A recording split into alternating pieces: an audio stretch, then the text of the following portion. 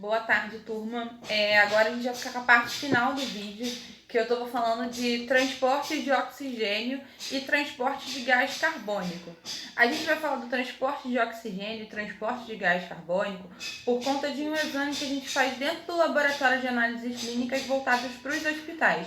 Em laboratório de análises clínicas de rua, né, que é só atendimento de clínica médica, vocês não vão ver isso. Só vai ver nas grandes emergências. Por quê? É um exame voltado para trabalhar com aquele respirador, né? Agora, em época de Covid-19, a gente está falando muito de intubação, traqueostomia, por conta do abscesso que acontece em relação à respiração. Então, um exame chamado gasometria arterial permite a gente ver como é que o paciente está saturando, como é que está a quantidade de gás oxigênio, gás carbônico dentro do corpo, e isso vai entender de como está funcionando o sistema circulatório e respiratório dele. Aqueles aparelhos lá os respiradores, né, eles funcionam à base do que está escrito na gasometria. Na gasometria você pode dizer se o paciente está com uma acidose metabólica, está com uma alcalose. São termos que agora, para vocês que estão no início do curso, não fazem muito sentido, mas são nomes que a gente tem que começar a se acostumar. O que acontece? O que é o transporte de oxigênio, né? Quase todo o oxigênio é transportado aonde? Pelo sangue, né? As hemácias carregam isso. Então, o transporte de oxigênio está voltado totalmente, né, ao transporte de hemácias. Então, quando a gente tem uma hemácia ligada à hemoglobina, a gente chama isso de oxihemoglobina. Quando a gente tem a hemoglobina, né, o último tópico que eu botei de hemoglobina, eu botei assim para vocês. A hemoglobina é uma metaloproteína que contém ferro presente nos glóbulos vermelhos e que permite o transporte de oxigênio pelo sistema circulatório, né?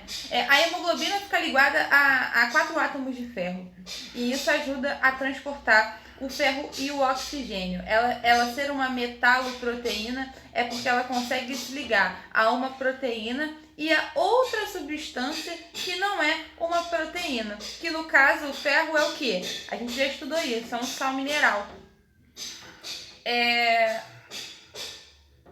O que é importante saber também sobre a gasometria, além de saber que a gente vai saber a quantidade de oxigênio e gás carbônico, né? A gasometria, por lei, ela só pode ser colhida por médicos e agora o Conselho de Enfermagem, porém, lutou e eles também podem colher gasometria, enfermeiro, não técnico de enfermagem. Essa coleta, quando é feita, esse exame tem que ser passado no aparelho até 30 minutos, não pode demorar. Depois de 30 minutos, essa gasometria, os gases já vai estar totalmente descontroláveis e não tem como a gente dar certeza da patologia daquele paciente. Então, quando falar no telefone, ó, gasometria do leito 5, tem que voar e fazer essa gasometria em até 30 minutos.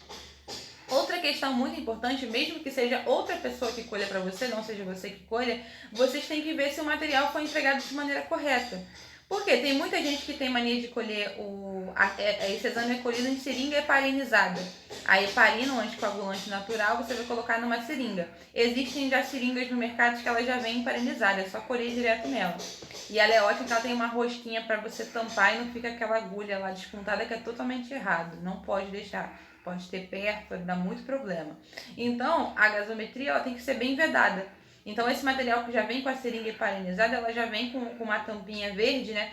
Que vai permitir que o gás não entre em contato com o meio ambiente. Quando esse gás entra em contato com o meio ambiente, o nosso meio ambiente está cheio de quê? De gases. Então, o resultado que naquela gasometria der de oxigênio e gás carbônico vai estar alterado. Então, é muito importante que essa gasometria esteja vedada. Além de estar vedada, ela precisa, né, ser feita até 30 minutos. Não pode passar disso. Quando o hospital é de grande porte, né, o laboratório tem subsídio para arcar, eles colocam um aparelho de gasometria dentro do CTI para o resultado sair na hora. Porque é muito importante o paciente e o médico tem que ver aquilo na hora. Não pode demorar 1 hora e meia, igual os outros exames de emergência. É um exame que tem que ser entregue na hora porque aquele paciente está em caso de vida ou morte. Geralmente, os pacientes em parada pedem muita gasometria. Na hora da parada cardíaca é feito várias gasometrias para saber como é que está oxigenando, né, os órgãos, né, porque ele está sofrendo parada. Então, se a função do sistema circulatório, né, é levar oxigênio a todos os órgãos e levar substâncias, a partir do momento que eu tenho uma parada cardíaca, eu estou lesionando e não estou mandando o quê? Oxigênio para os outros órgãos. E assim eu vou sofrer uma falência múltipla de órgãos. Então é muito importante que se colha a gasometria rápido, de maneira correta, né? E entenda a importância dela dentro do ambiente. O outro gás que a gente vai estudar nessa matéria é o gás carbônico, que a gente já está falando dos dois ao mesmo tempo. A diferença é que o gás carbônico ele pode ser encontrado de 3 formas. A primeira forma é que 23% dele ele está transportado ligado à hemoglobina. Esse que está na hemoglobina, né? O que acontece? Carboxihemoglobina. Carbono ligado à hemoglobina é carboxihemoglobina. É esses 23% transportado. Então, quando eu tenho um oxigênio ligado à hemoglobina, eu tenho uma oxihemoglobina. Se eu tenho um carbono ligado à hemoglobina, eu tenho uma carboxihemoglobina. 7% é transportado e livre dissolvido no plasma sanguíneo, né? O plasma do sangue tem 7% de gás carbônico. Mas a maior parte do gás carbônico, ele está em 70% do nosso organismo, ele está na forma de bicarbonato. E não é a primeira vez que a gente vê o bicarbonato, né? A gente já viu o bicarbonato lá no sistema digestório, né? O bicarbonato, né? Ele é importante em processos metabólicos, ele está em 70% dentro do organismo. Mas para ele se transformar em bicarbonato, ele vai precisar de uma enzima chamada anidrase carbônica. Eu coloquei esse tópico para vocês, que eu botei assim, ó. Para se transformar em bicarbonato, inicialmente o gás carbônico vai se difundir para o interior de quem? Da hemácia. Gás carbônico e oxigênio está lá na hemácia. Então ele vai se difundir para o interior da hemácia e aí em seguida ele vai reagir com água. Então uma água mais a enzima anidrase carbônica vai se transformar em ácido carbônico. Ácido carbônico é o gás carbônico. Então é mais para essa função. Então a gente já falou um pouquinho de gás oxigênio e de gás carbônico. Eu botei um tópico falando do bulbo raquidiano, eu botei exatamente assim. O bulbo raquidiano é considerado um centro cardiorrespiratório, né? Ele é um centro cardiorrespiratório porque ele está voltado, né, ao sistema circulatório, cardiovascular, né, e ao sistema respiratório. Ele é ligado porque o cérebro vai estabelecer uma comunicação, né, entre o cérebro e a medula espinhal, que dá todo o suporte para o nosso corpo, né? Inclusive para os pulmões, né? Então é muito importante.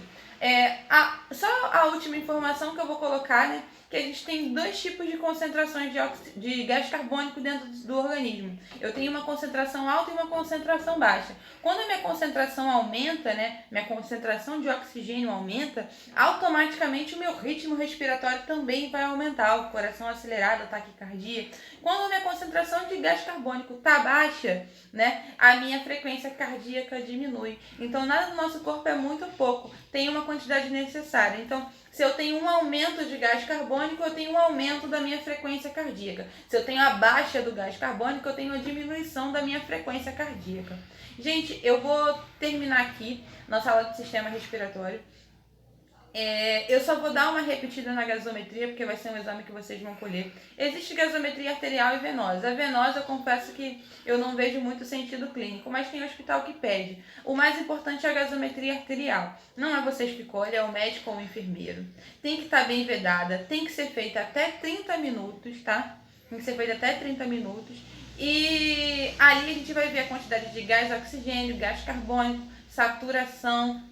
Vai saber se o paciente, é muito bom para paciente diabético, quando sofre uma acidose metabólica, uma alcalose. Então, assim, é muito importante esse exame no dia a dia, ele tem que ser feito rápido, toda vez que vocês escutarem gasometria, caso vocês façam estágio em hospital, se não fizer estágio no hospital, for trabalhar depois no hospital, entender a importância que esse exame tem que ser feito muito rápido mesmo, tão rápido quanto uma enzima cardíaca. Tchau, gente. Até a próxima semana.